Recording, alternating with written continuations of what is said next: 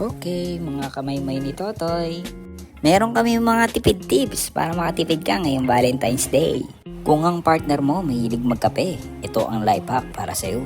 Sa halagang 99 pesos lang, pwedeng-pwede nyo nang paghatian agad ng partner mo. Diba, tipid? At agad-agad lang umorder si Madam. Tignan nyo naman ang itsura, takam na takam sa mga kape.